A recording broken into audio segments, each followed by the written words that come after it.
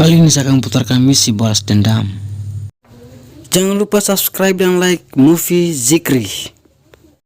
Berawal dari sebuah negara besar yaitu Amerika Serikat, yang dimana dikabarkan bahwa semakin besar gangster yang akan berkuasa di negara tersebut,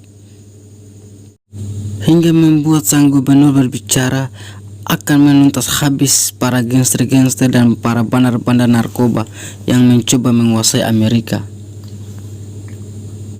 Rangkuman film pun dimulai dengan seorang opa-opa yang sangat ganteng. Dialah orang yang bernama Stan Hill dan istrinya yang sangat cantik jelita rupawan menawan agung terpesona. Ketika hendak menuju ke mobilnya yang dia parkir di bawah tanah 3G, tiba-tiba ditanya oleh seorang preman yang mirip seperti anonim. Dia bernama Charlie. Karena Charlie tak diberikan uang, ia pun langsung membunuh sang istri tercinta. Dan bodohnya mereka membiarkan sang pemeran utama hidup. Tak lama setelah kejadian tersebut, Stanley langsung pergi ke kantor polisi untuk melaporkan apa yang telah menimpa kepada dirinya, dan sang detektif akan berjanji menangkap sang pelaku tersebut. Setelah membuat laporan di kantor polisi, Stanley langsung pergi ke pemakaman istrinya yang ada di gereja, dan dia sangat terseduh. Selang beberapa hari kemudian, sang detektif berhasil menangkap pelaku yang telah menghabisi nyawa istri Stanley. Stanley pun menjelaskan kalau pelaku tersebut mempunyai tato di wajahnya. Mendengar hal tersebut, polisi langsung membebaskan pelaku tersebut tanpa ada kejelasan yang diberikan. Melihat kejadian tersebut di depan matanya, Stanley sangat tidak percaya dan sangat tidak masuk akal apa yang telah terjadi pada dirinya. Dia pun protes ke detektif tersebut karena yang menjadi korban ini kan saya, istri saya dibunuh, woi. Stanley pun langsung pulang ke rumah dengan rasa sakit hati yang mendalam dan susah diucapkan dengan kata-kata pokoknya.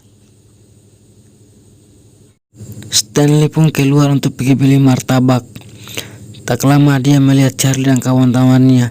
Emosinya pun langsung memuncak dan tak lama ia putar balik menuju ke rumah. Setibanya di rumah, Stanley langsung merobohkan tembok tersebut yang ternyata di dalamnya sebuah kenangan masa lalu yang pernah ia simpan, dan setelah dibuka ternyata isinya senjata dan dokumen-dokumen rahasia. Karena sudah tidak ada harapan lagi di kantor polisi, Stanley pergi menemui temannya untuk meminta bantuan dengan mencarikan nama-nama para pelaku yang telah membunuh istrinya. Singkat cerita, Stanley singgah di sebuah bar untuk menyenangkan pikirannya. Namun, dia melihat salah satu rekan Charlie yang telah menghabisi nyawa istrinya. Menyadari akan hal itu, teman Charlie langsung kabur. Stanley pun mengejarnya, namun tiba-tiba ia ditodongkan pistol dari belakang. Dengan sigapnya, Stanley langsung membalikkan keadaan dan menanyakan kroco tersebut di mana keberadaan Charlie. Namun kroco tersebut tak memberitahu di mana keadaan Charlie. Mendengar jawaban yang tidak pasti, Stanley langsung membunuh kroco itu. Setelah membunuh rekan Charlie, Stanley langsung pergi. Namun tanpa sepengetahuan Stanley, ada seseorang yang merekam mereka. Tak lama orang tersebut pergi ke tempat Charlie, yang dimana ternyata dia adalah ketua gangster yang ditakuti di Amerika, dan dia memberikan videonya. Setelah berhasil membunuh rekan Charlie, Stanley dan Dennis pergi menuju ke ruang bawah tanah, yang dimana tempat tersebut menyimpan semua benda-benda kelam di masa lalu mereka. Karena tangan telah kaku, mereka latihan sejenak.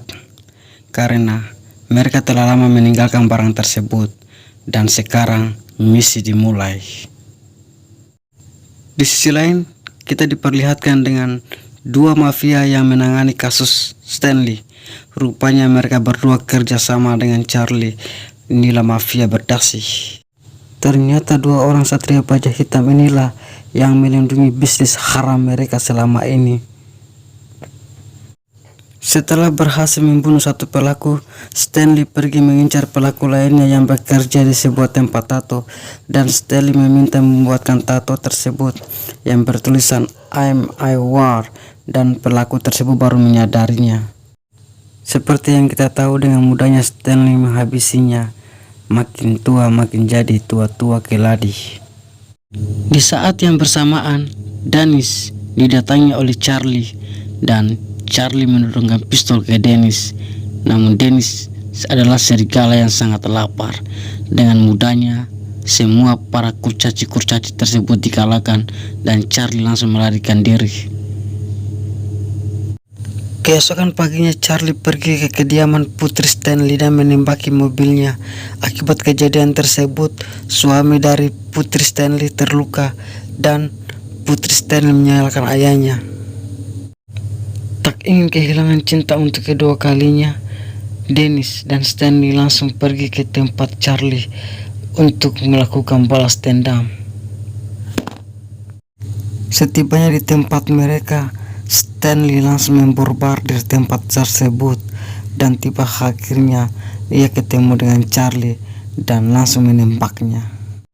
Sebelum kematian Charlie, dia sempat membuatkan kata-kata terakhir kalau dia hanyalah pesuruh dan dia masih mempunyai bos besar.